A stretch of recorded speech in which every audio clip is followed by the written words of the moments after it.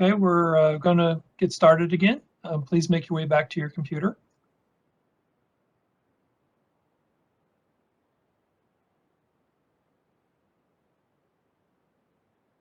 Our next speaker is Maura Christian. She's be talking about conservation efforts in Virginia. Maura works for the Virginia Association for Soil and Water Conservation Districts. She is the assistant coordinator for the Virginia Conservation Assistance Program called VCAP. She's worked for the association for 2 years. Previously, Maura worked for a nonprofit in the city of Richmond. There, she provided environmental education experiences to students in the Richmond City Public School System. Maura is a graduate of Elton University. Welcome, Maura. Thank you. Well, good morning, everyone. Thanks for having me here today. Like James said, my name is Maura Christian, and I'm with the Virginia Association of Soil Water Conservation Districts. I'll call it the association today just for time's sake. But I am specifically a part of the Virginia Conservation Assistance Program. I'm the assistant coordinator, and I work with Kevin McLean, who is the coordinator for the program. I'm really happy to be here today with this group. It's relatively new to me, but I did attend a webinar this past couple months about environmental justice through Stormwater lens, and that was fantastic. So I'm thrilled to be here today to learn from other panelists and present as well. So my focus today is kind of to give all of you an overview of what Virginia's soil water conservation districts do, and then kind of focus on how we promote conservation at various different levels with Virginia's different kinds of landscapes. I'm going to turn my video off if that's okay, and you can go ahead and go to the next slide. So just an overview of what soil water conservation districts do. If you're not familiar, the United States, each state has their own set of soil water conservation districts. We're a part of a national association of conservation districts, and you can see on this map, this is Virginia's 47 districts. Some are single counties, some have multiple counties or cities involved, but that's kind of a layout of what our state looks like. And I work at the association. We're located in Mechanicsville, just outside of Richmond. And we're a nonprofit organization, and we oversee and coordinate programs and promote conservation for each of our 47 soil water conservation districts, and provide leadership and just coordinate efforts statewide. And we work with a bunch of local and state partners. We certainly wouldn't be able to do any of our work without all of their assistance. So while we at the association coordinate programs and help advocate for local needs, the local districts that you can see in this map are the ones who are out in the community, boots on the ground, working with their constituents and really putting conservation in the ground. So the association really coordinates programs, and I'll talk through some of the programs that we do today. And I will say that, though I will touch on a bunch of the programs that the association works and coordinates on, I will focus a bit more on the Virginia Conservation Assistance Program, VCAP. That's what I work on personally, and I think is the most relevant to this group and the water quality efforts that you all do out in your communities. So you can go to the next slide, please. So here's just kind of some photos that kind of showcase the theme I wanted to touch on today, which is promoting conservation across Virginia's different kinds of landscapes. These are actually photos that we just received from our photo contest that we hold each year. So you've got your coastal communities, your rural mountainous areas, and then our urban communities. So we've got a lot of different people and landscapes that we work with, which is wonderful. I think we can all agree that conservation is important in all those different types of landscapes. And I will touch on that soil water conservation districts were formed back in the Dust Bowl. So originally the intent of the districts was to work with primarily agricultural property owners and do education work associated with those kind of landowners. And as Virginia has grown and urbanized, we have many more impervious surfaces in the ground than we did years ago. We've kind of broadened our outreach to newer audiences with programs such as the Virginia Conservation Assistance Program. And that is, we're excited to be able to offer opportunities to all of Virginia's property owners and get conservation in the ground. And, all this to say that all of these are important as we get near our WIP goals, our watershed implementation plan goals. 2025 is coming up, and we have a lot of work to do to get our water quality improved and meet those TMDL goals that we have set along with other states in the Bay Area. So I'll say that the WIP goals are at the forefront of our attention, and I'm sure for all of you as well. So next slide, please. So here is just, I wanted to kind of do an overview of what districts offer to their communities. And I'll say that there's kind of 3 areas of work that I would categorize district work as, and that would be technical support and implementing our cost share programs that I'll talk about here soon. Education work, and that's with students in and out of schools, adults. And then the 3rd category would be just general outreach and programming associated with conservation. So those are the 3 areas of work that districts really do, and they are experts at the local community and also work with many local partners at the same time. So on the technical side of things that I'll talk through, we the association work very closely with the Department of Conservation and Recreation and other state partners as well in implementing programs that prevent pollution from entering our watershed and improving soil quality. So the Virginia Agricultural Cost Share Program and Virginia Conservation Assistant Program are our 2 main technical programs that we work to get practices into the ground that I'll showcase soon, and education work as well. But I'll say that each district kind of operates differently and has their own programs that they implement. So for example, districts will work with their localities on erosion and sediment control ordinances, doing formal conservation plans, and lots of other local initiatives that we could talk all day about all the great work that local soil water conservation districts do. And I was thinking of some that may be of interest to this group. And these are not to say that these don't happen in other areas of the state, but Henrico County with their Henricopolis Soil Water Conservation District has a HAWKS program, which is Henrico Water Quality Samplers. And they, Stacey Heflin, who I believe is on this committee, coordinates that program and coordinates volunteers that do water monitoring in the county, which is wonderful. And other districts do that kind of work as well. That's just an example. Districts also do something we call MIWE education, which is Meaningful Watershed Environmental Education. And they teach elementary students about, and some middle school students about watersheds and the importance of keeping those clean and how pollution really comes about. You know, for rain barrel workshops, hazardous waste collection events, native plant sales, all of these wonderful things that districts do. So if you aren't aware of your local soil water conservation district, I encourage you to reach out to them or just look them up on their website or Facebook page. I think they could be really beneficial to the work you all do, and you know, opportunities for partnership and all of that. And then just in case anyone's curious, the background of this photo is one of the practices that we installed through VCAP in Henrico County. It actually just was installed. It's a conservation landscaping project with a condo association. So it's a beautiful planting with native plants on the water. Next slide, please. I did want to touch on just briefly some of the legislative outreach advocacy that the association does. This is the executive director, Dr. Kendall Tyree's area of expertise, so I won't spend too much time on it, but I did want to kind of throw some partners out there and just say that a big part of the association's work is advocating for district needs, and we do off-season outreach. This year had been mostly virtual, which is wonderful. We could still do that, and then lobbying efforts at General Assembly. And you can see on this slide, there are countless partners that we work with and represent. Just goes to show that, you know, nothing gets done alone, and we all are working to promote conservation in the Commonwealth. And it wouldn't be possible without these partners to help us get funding for the programs we offer and just educate the public on the great work and needs of our state. Next slide, please. Another big part of the association, and we also have an education foundation as part of the association, is our education programming. And these are just 3 programs that we oversee at the association. Actually, Bonnie Mall is our education coordinator here. So she is the one who runs these programs and is a contact person. I've got her information later if this is of interest to you. But again, these are coordinated by the foundation, and we work very closely with local district staff to implement these programs and work with students. So we have top right, Dominion Energy Envirothon competition. It's a natural resource competition for high school students, and teams are created with high schools or groups associated with high schools, and they compete and take tests on topics like forestry, aquatics, things like that. And we actually send a team to the international competition each year. So we have local competitions that make their way up to the national, international level.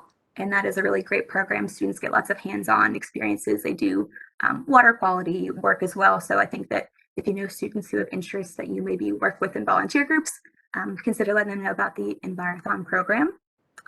We also have Youth Conservation Camp, which is also for high schoolers. It's a really hands-on, awesome camp that's held each year in the summer at Virginia Tech. And you can just see in those photos how fun it looks. They get to be outside and explore lots of different natural resource topics and have a blast. And we also have our Youth Conservation Leadership Institute, which again is another really great opportunity for folks on this call who maybe work with students who have really strong passion for conservation or a topic in specific. Through that Leadership Institute, they would work with a cohort of students and explore a topic of their choice with the natural resource focus, and they'll get paired with a mentor and get to really dive deep into projects in their high school experience that would really propel them forward to hopefully a profession in natural resources.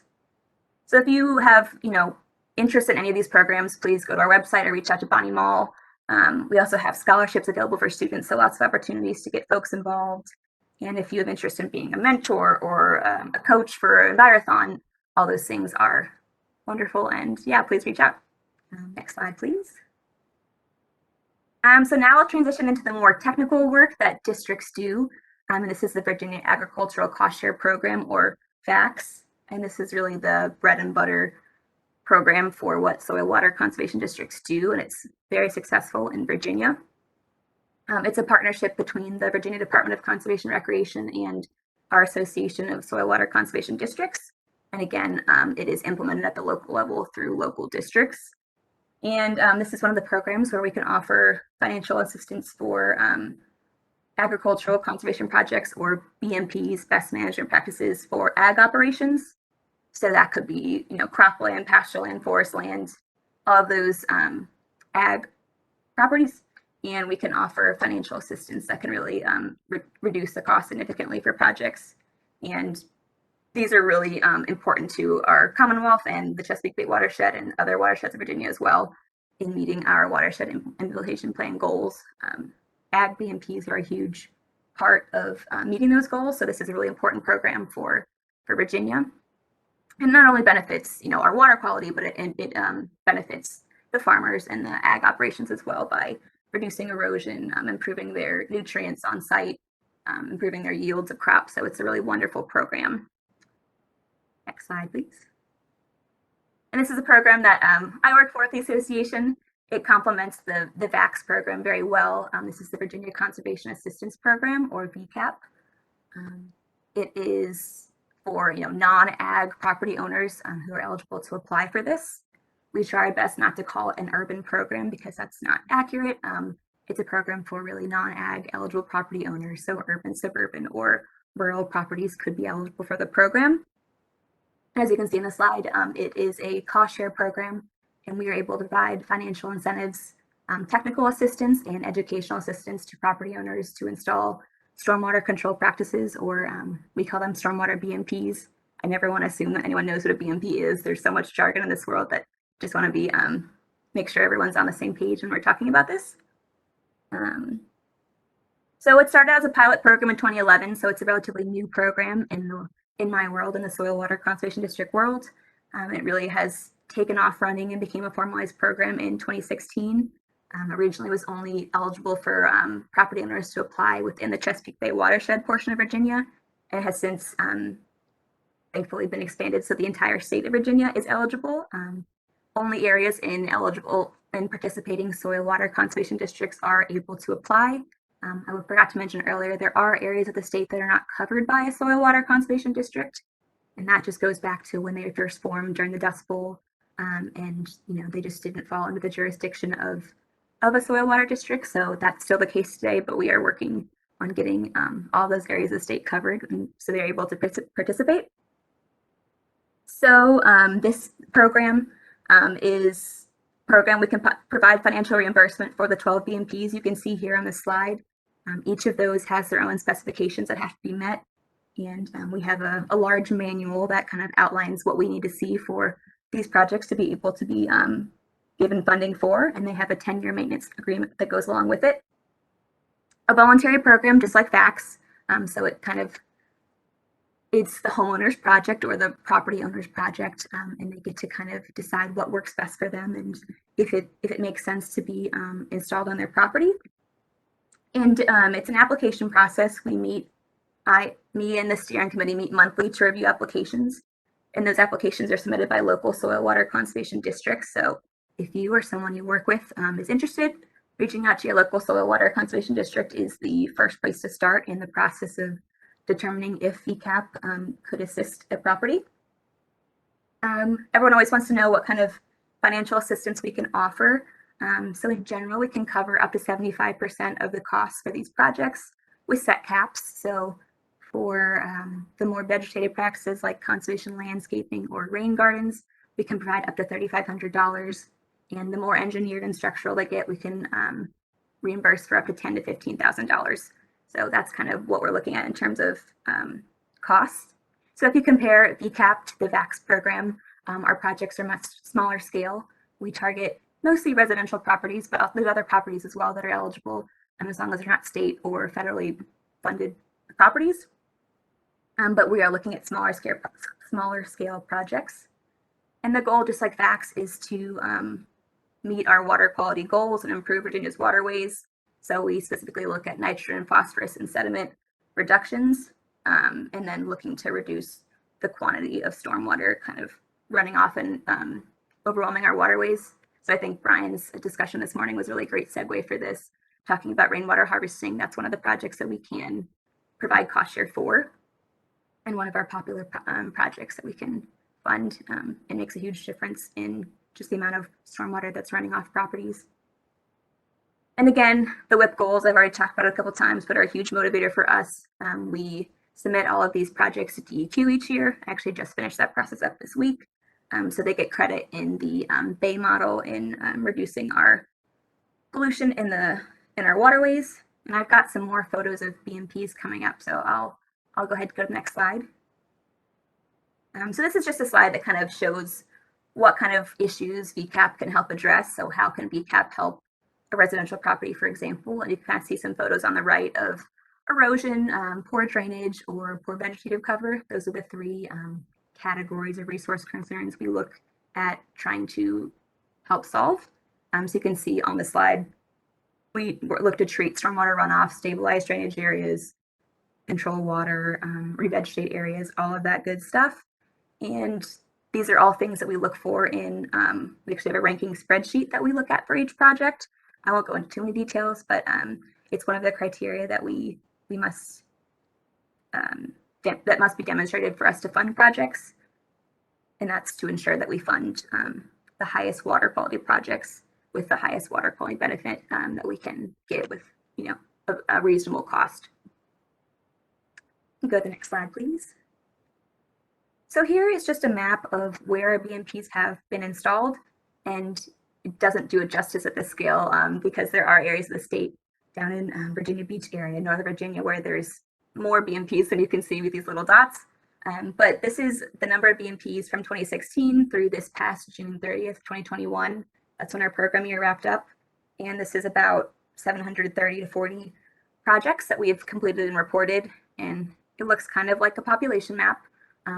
We have a couple new projects that have just gone in outside the Chesapeake Bay watershed in Southwest Virginia, and that's what we hope to continue to really spread out our BMPs and spread the impact of the water quality benefits to do the greatest good for our waters.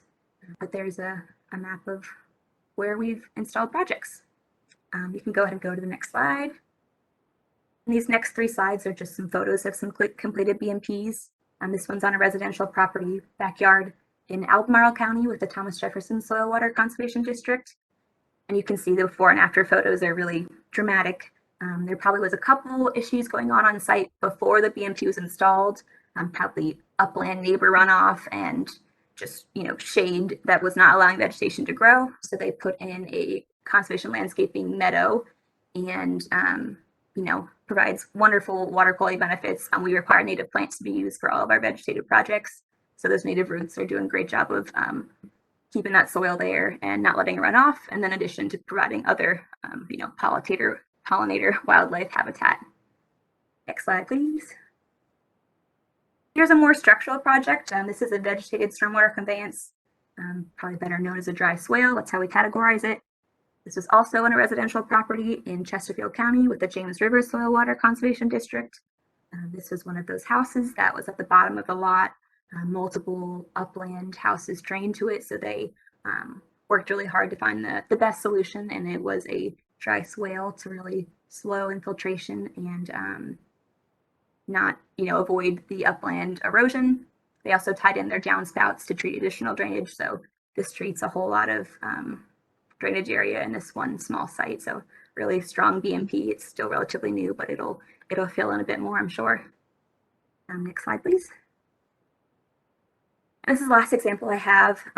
Oops, the formatting got a little messed up, my apologies, but this is a bioretention in Henrico County with the Henricopolis Soil Water Conservation District, and they installed a bioretention basin.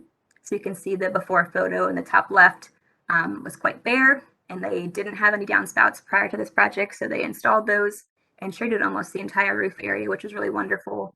You can see the excavation photos and all of the engineered soil layers that go into a project like this. And this project is also very new. It's just about a year old. So this bottom right photo was taken a couple months ago, and it is doing really wonderfully. And, I was going to mention that this might look familiar to folks who maybe have only seen rain gardens. So a bioretention is essentially a larger version of a rain garden. We typically get homeowners reaching out about interest in rain gardens and larger scale properties like this place of worship with interest in bioretention, if that's what they're looking to install. Bioretention is just for a larger drainage area than a rain garden. So that's kind of the difference that we get questions about that a lot, but a really strong BMP as well. Okay, last slide, or next slide. I'll wrap up quickly here with something that might be of interest to this group, the Chesapeake Assessment Scenario Tool, or CAST. And this is something that we've recently utilized to model our data and get quantitative outputs about the impact of our projects, so we can get the amount of nitrogen, phosphorus, and sediment that's been reduced by our BMPs. This is a really, it's a new tool to me, but I think it would pair really well with work you all do with water monitoring or just having it as a tool under your belt. You also can just look at public water resource information, so I think it's a great place to consider looking into if you were looking for more data for the work you do.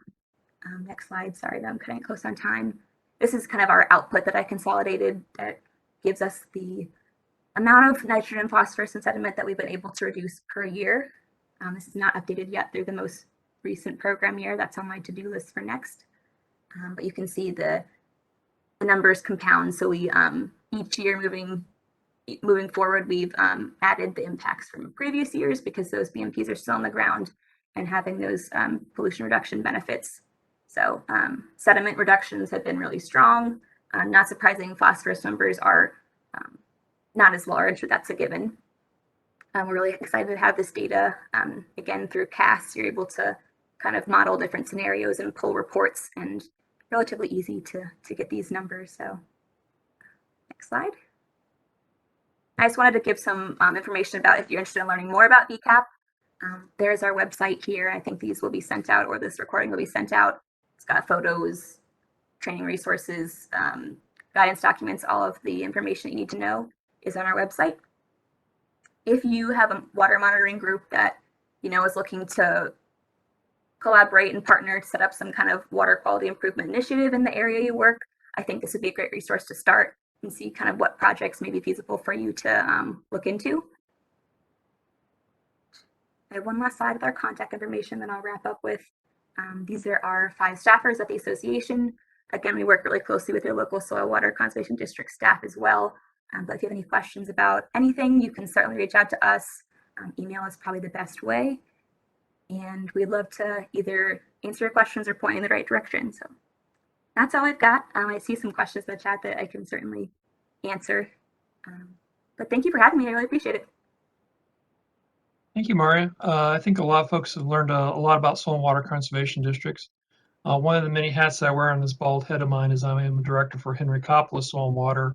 And we have a little joke that goes around that if someone doesn't know about what soil and water districts do, they should ask their children, because we have a very active education program in Henrico County. That's like that. we do have some questions in chat, but if you had any questions, please add them to the chat feature and we will get through as many as we can until 11:15. Great. So if you want to just start with how somebody would apply, how a homeowner would apply for the VCAP program, and then maybe touch on the requirements for getting involved in VCAP, and if you have to be voluntary or if you can comply with any of your stormwater control practices. Sure. So if you have interest, either you're a homeowner or have a eligible property, and you were looking to see if you're eligible for VCAP, you would reach out to your local soil water conservation district, and they would be the first ones to come out to your property, do a site visit with you and come and walk around your property, and they'll be able to determine the best next steps.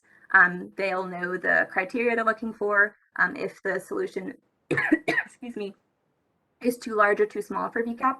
It kind of needs to be the right fit for our projects that we can fund.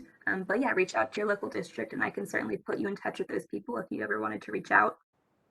In terms of the voluntary nature of the program, it's not intended to be a regulatory program or meet any regulatory requirements. So it needs to be just a voluntary application. If you have any like stormwater requirements, it can't be need to meet those, but if you want to exceed requirements, we are more than happy to fund projects for that. But hope that answers your questions. Great. And then we have one other question. What's the best way to figure out which program is best for supporting a particular agricultural BMP, since there's a few different options out there? Yeah, that's not my area of expertise, but again, your local district would be able to help you with that. There are a lot of different ag BMP options. The Department of Conservation and Recreation also has a lot of information on their website. They'd probably be another great place to look. I think it is confusing with the number of programs that at least we offer, which one is the right one to pursue. And again, your local district should be able to help figure that out with you, because it sometimes can be quite site specific. There isn't always a clear answer. Sounds good. And is there a place where people can access the map of VCAP BMPs? Not at this time, but you can certainly reach out to me. We don't have it publicly posted anywhere, just because yeah, reach out and I can help you out. I think I see, yeah, Zach in the chat. All right. Sounds good. It looks like we don't have any other questions. Thank you so much, and I'll turn it back to you, James. All right, thanks, Liz. I feel like a news reporter. Back to you, James. Anyways, we have one presentation before we have our lunch. Our fourth speaker of the day is Erin Belt with the Virginia Department of Environmental Quality. Erin will be speaking about stormwater management and solar farms. Erin is the program manager for DEQ Office of Stormwater Management. She's been with DEQ since 2014. Previously, Erin held the roles of inspector and plan reviewer for the DEQ Stormwater Program. Prior to joining DEQ, Erin worked for 2 different localities in Southeast Virginia and the state of Georgia. These positions have focused on compliance with stormwater and erosion and sediment control programs. Erin graduated from the University of Georgia, where she earned her undergraduate degrees in forestry and wildlife, as well as a master's in wildlife management and ecology. Welcome, Erin. Thank you, James, and thanks everybody for having me today for this discussion. Like James said, I'm going to focus on stormwater and erosion and sediment control for solar development projects. Solar is a fairly new development sector to the agency and has expanded quite significantly since the Commonwealth joined the Regional Greenhouse Gas Initiative in 2020, as well as the Virginia Clean Economy Act that was passed last year through legislation. Next slide, please. So on the agenda today, I'll do a high-level review about what the permit by rule process is at Virginia versus the very specialized piece of the PBR process specific to stormwater and erosion and sediment control. I'll talk a little bit about traditional plan review versus expedited plan review. I will touch on Senate Bill 1258 from the 2021 session that allows for localities that operate as a VESCP authority, so an erosion and sediment control authority, to coordinate solar plan review with the agency.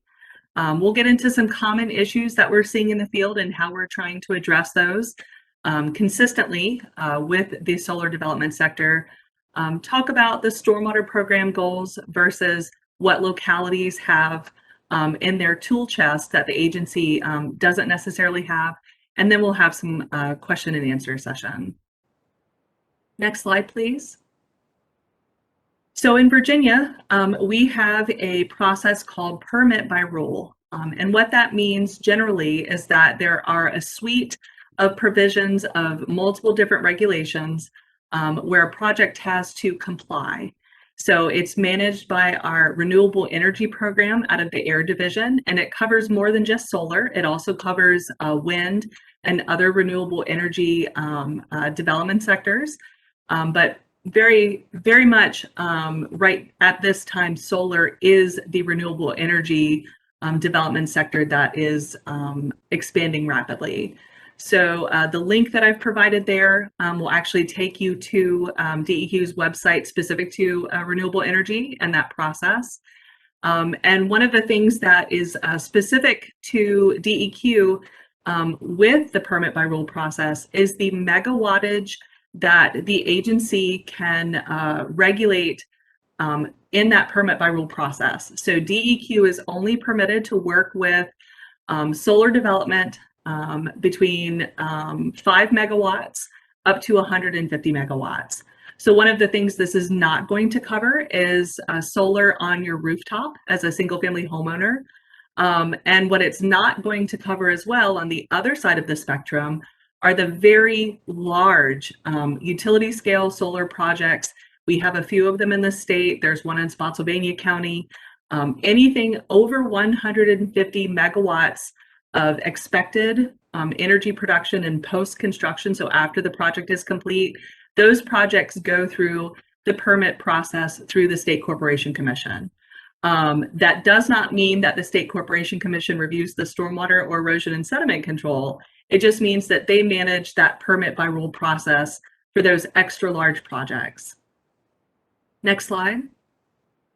So again, the PBR requirements, they are varied. The list, there's a documentation list that the renewable energy staff produce for folks to make it easy on them as they're submitting. Part of the notice of intent that's required for the PBR process includes certifications from the locality about land use ordinances. It also includes interconnection studies to connect to the PJM power grid along the Mid-Atlantic. And it also includes an analysis of the beneficial and adverse impacts on natural resources. Those are just a few of the items I wanted to highlight in the course of the discussion today. Next slide. So fast forwarding to stormwater and ENS. This is only one of the many things that the PBR process requires the applicant to undertake. And so where DEQ is the VSMP authority, stormwater management plan review for solar development is coordinated out of DEQ central office. Prior to January of this year, there were 1.5 people doing this role, my senior plan reviewer, Heather McAllister, and also myself. So the legislative changes that have allowed for expedited plan review, as well as erosion and sediment control coordination with DEQ for those ENS only authorities. We have been able to hire 3 staff in January that are still in training and learning their role with solar plan review, but we are actually expecting to bring on 2 more people this fall. That's just how big this development sector is and how much work it is to undertake these projects. So for projects that are proposing to disturb 100 acres or greater, the General Assembly in 2018 added a budget amendment that allows the applicant to pay a voluntary $30,000 plan review fee that also covers that $9,600 for 100 acres or greater of disturbance. That $9,600 lives in our fee schedule for permitting, but the cost above and beyond that allows them to receive an expedited plan review.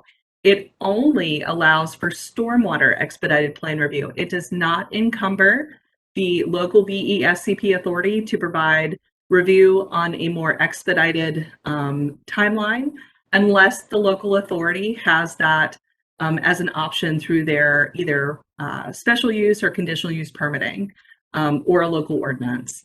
So all non-expedited plans are subject to the traditional plan review timeframes that are set in the VSMP regulations. Next slide, please. So again, just to provide you the actual language of that budget amendment, it has changed a little bit over time. At first in 2018, it said that the agency may allow or is authorized to allow for voluntary expedited plan review. I believe in 2020, it changed to basically any VSMP authority. So if you or your locality operates Stormwater Authority as an extension of DEQ's program, you are authorized to charge this for expedited fees if you would like to. If you already have an expedited fee that is defined by your locality, there is no obligation to incorporate this language into the local suite of fee scales or expedited plan review process.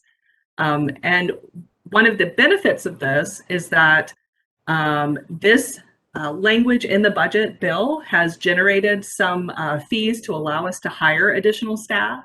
But the downfall of this is that the 45 days that's captured in this plan review, it also includes weekends and state holidays. So one of the things that I have learned through this process is that where our base regulation and permit regulation language speaks to business days, if you're looking at something in a legislative body of work, those days are calendar days. So we have solar developers that like to give us plans on a Thursday so that the next day the plan review starts, and then we immediately lose Saturday and Sunday because we're only authorized to work so many hours per week.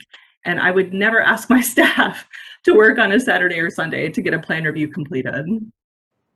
Next slide, please.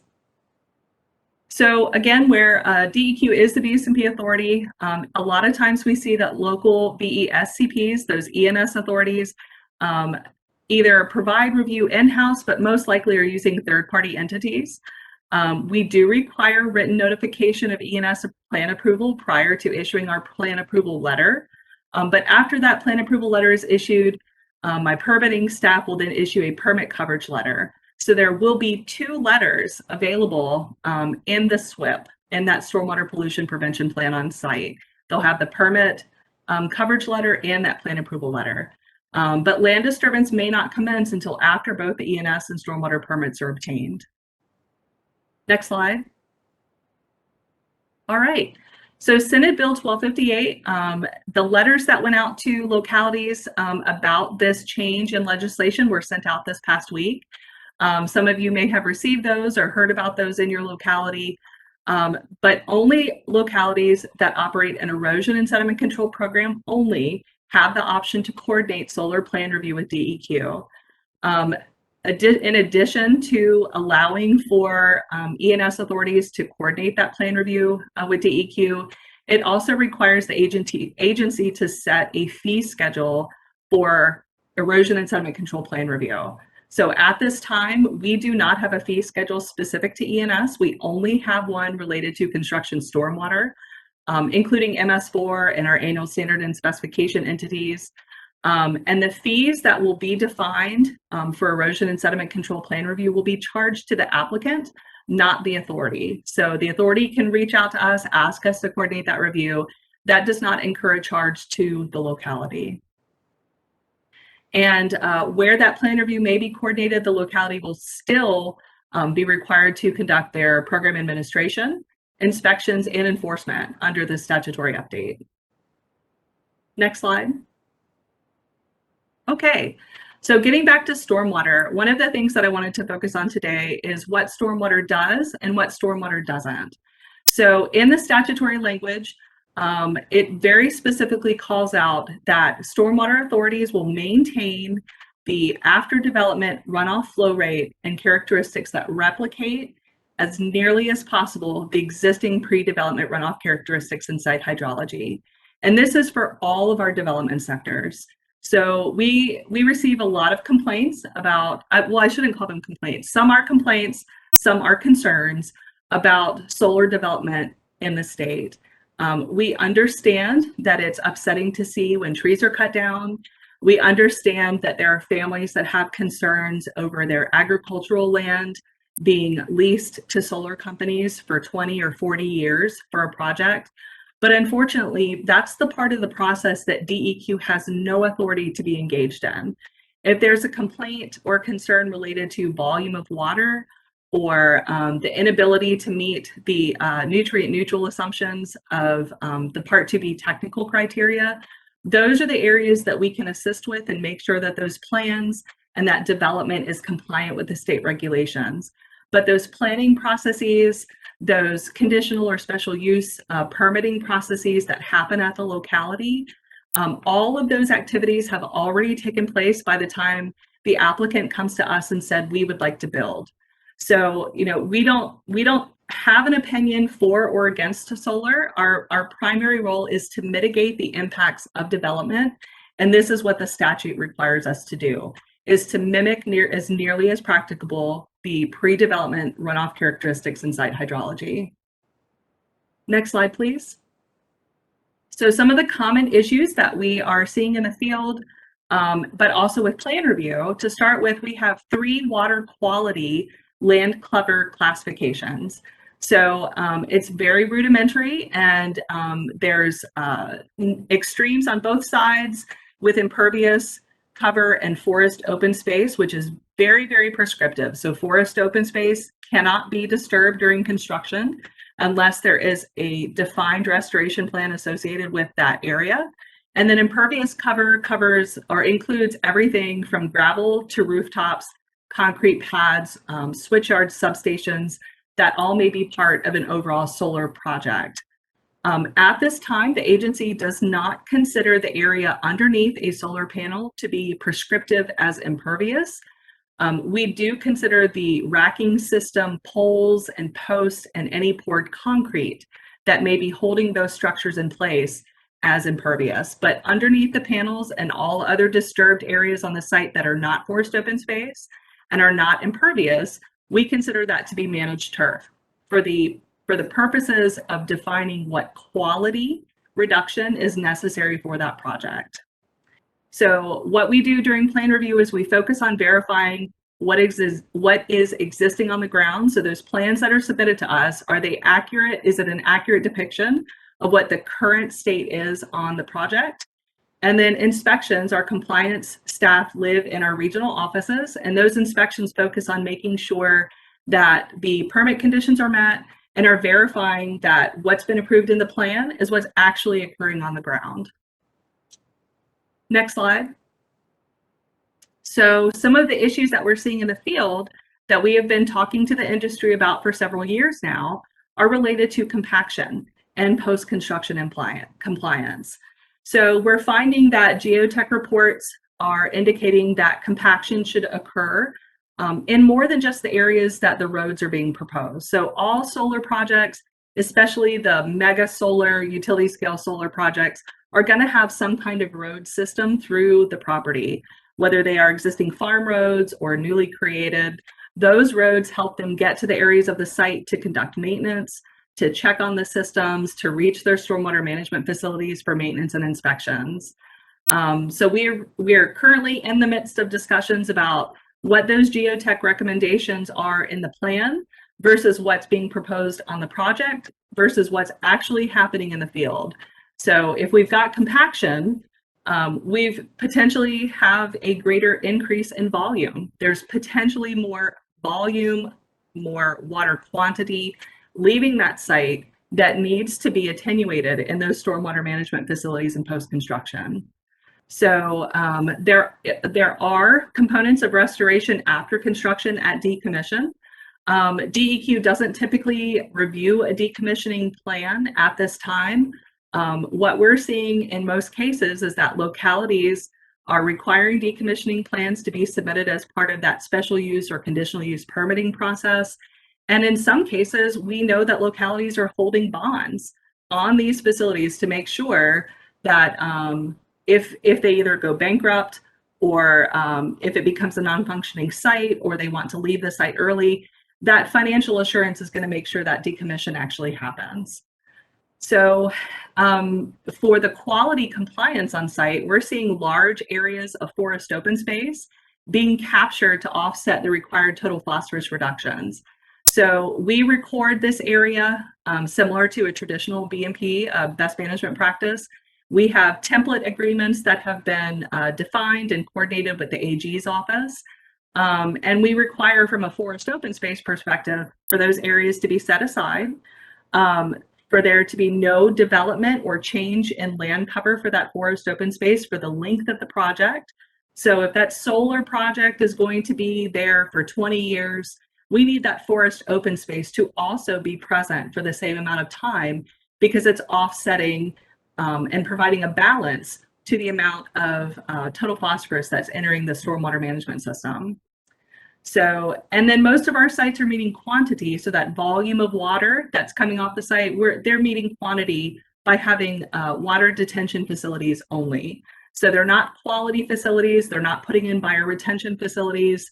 They're not creating constructed wetlands. They're not getting any quality associated with those facilities that are detention only. And in some cases, they are able to meet sheet flow. That's pretty rare that they're able to do that. But in some cases where it's pretty flat down in the tidewater area, we have seen sheet flow as an option. Next slide. So again, I wanted to mention some of the abilities and toolbox items that localities have that DEQ does not. So we don't have planning ordinances. We don't have zoning and landscaping and noise ordinances. We very much want localities to utilize the suite of tools that you have during those initial planning processes, because once it gets to DEQ for that stormwater or that erosion and sediment control review, we can't help change what has already occurred at the locality.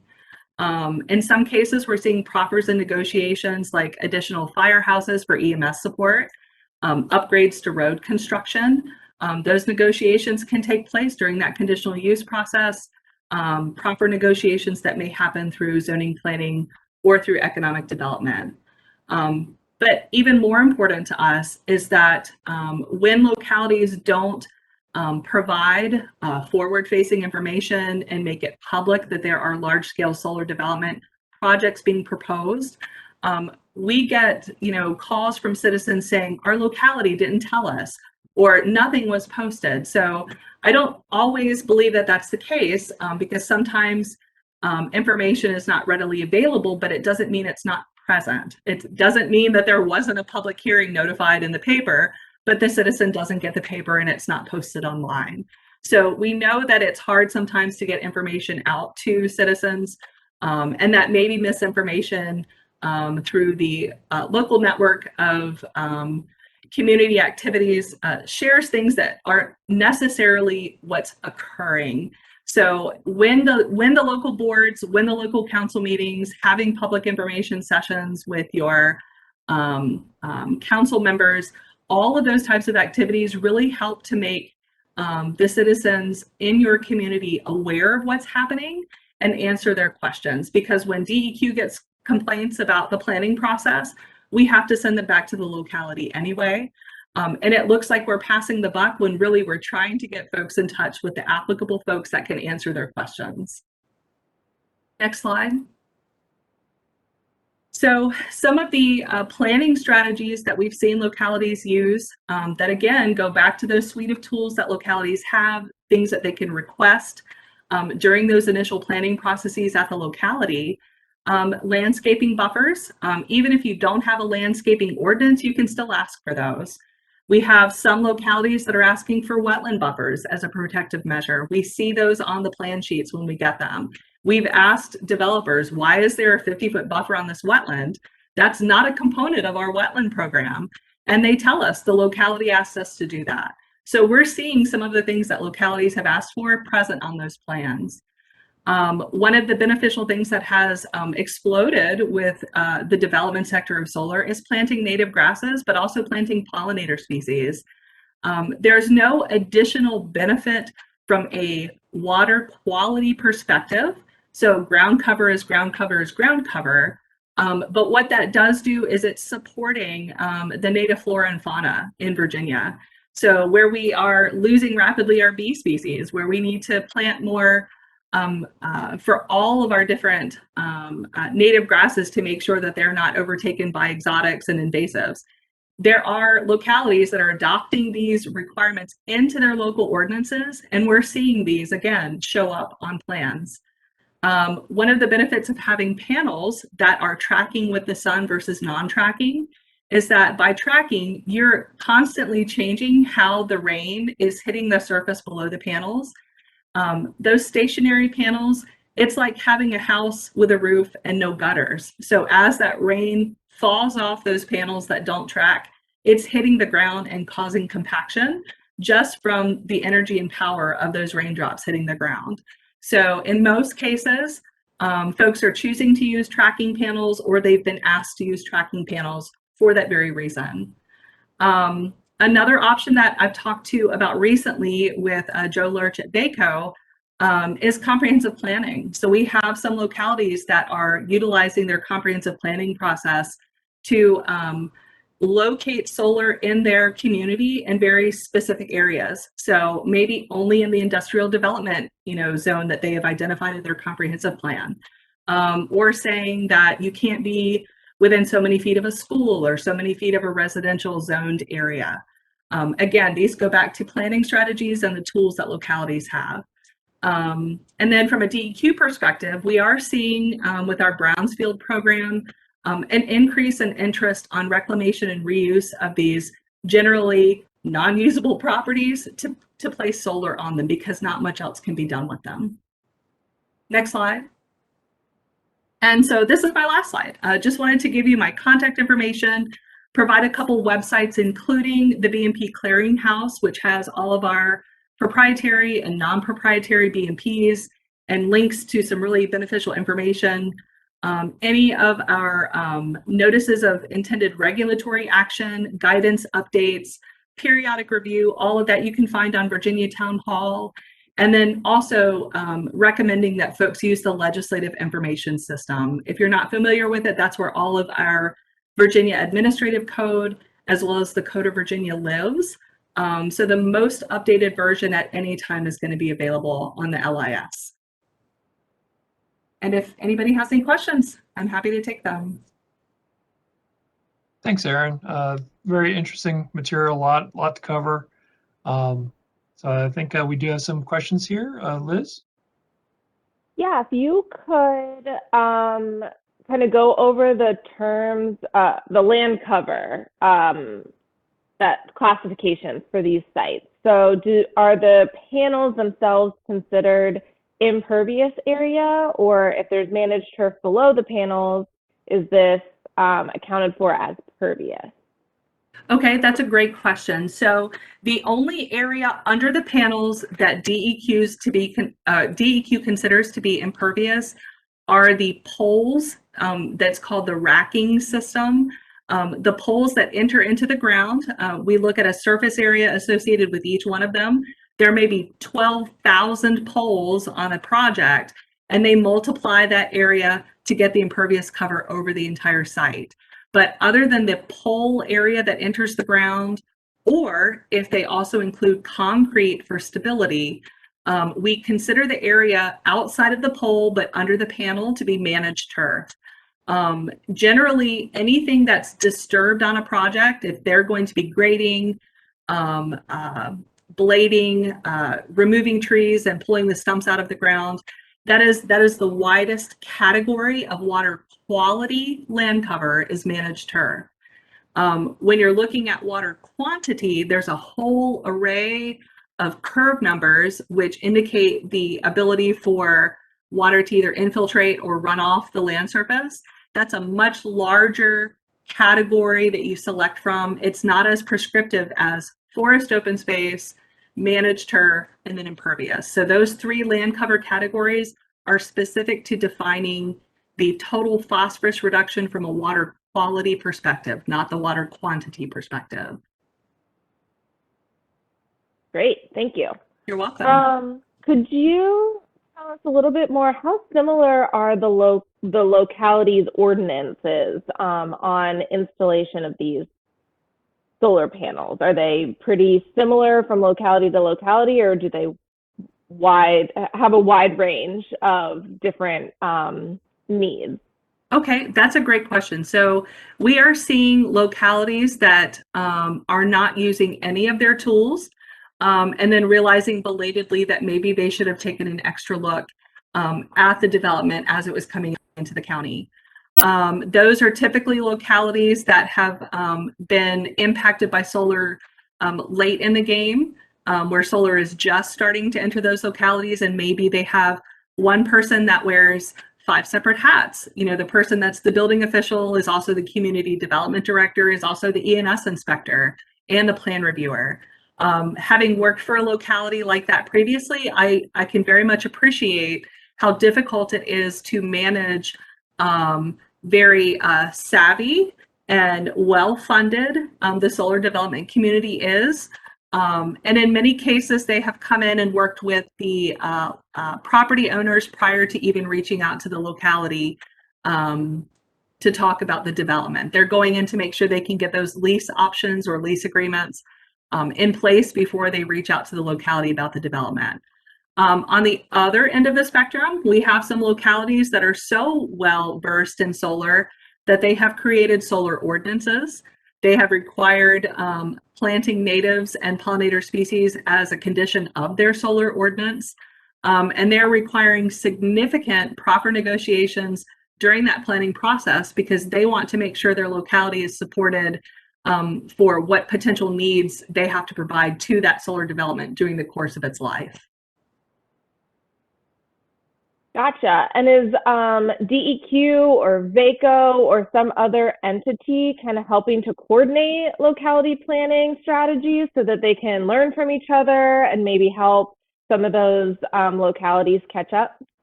So the reason that I'm able to speak on some of these planning and zoning processes is because of my background. You're not going to find a lot of people at DEQ that has this type of experience or background knowledge about what happens at the locality level. So unfortunately, where I feel very comfortable talking about it because I've lived it before, it's not a skill set that most of our agency staff have and can coordinate. That being said, I have talked to Joe Lurch. We have started some initial discussions.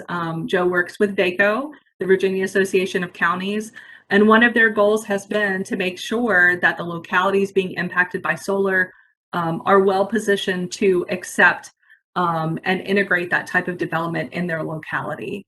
But again, one of the things that I have the benefit of at the state level that I didn't have at the locality level is the pressure of local political will.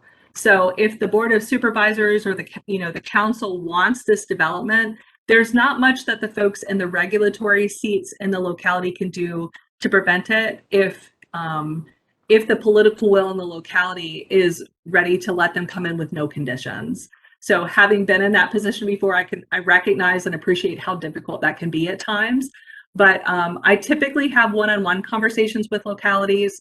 I'm currently doing that again, very frequently in the past week related to the letters that were sent out to localities that serve as E&S authorities only to ask them, do you want our assistance with plan review? If you do, how can we help you? So solar is probably 75% of what we do in the central office location right now with plan review and outreach. And we help as much as we can. We just have not had anything organized from DEQ's perspective to work with localities specifically on what their needs are. Gotcha. And final question is that I assume that also means that there aren't any specific state requirements in regards to solar development either. It's all locality based. So in terms of planning and zoning, yes, all of that will always be locality based.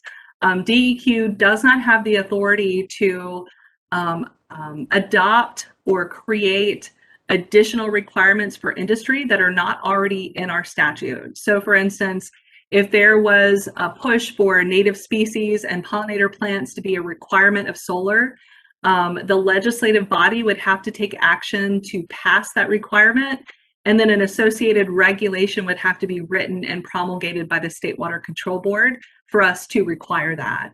So that's why we very much encourage localities to use the tools that they have and be very knowledgeable and savvy about what they have at the locality level, because once it comes to me and my staff, the only things that we can look at are what is the guardrails that we have with the stormwater and E&S regulations. Gotcha. Thank you so much. You're welcome. I think we're at time now, so James, I'll pass it back to you. Thanks, Liz, and thank you, Erin, for giving you a wonderful presentation today. Thanks, James. This concludes our morning presentations. Thank you to all of our speakers who have spoken this morning. We're now going to take a 1.5 hour for lunch. We will regroup and start promptly at 1:15 this afternoon. Please return by that time to hear from our next 4 presenters. Thank you.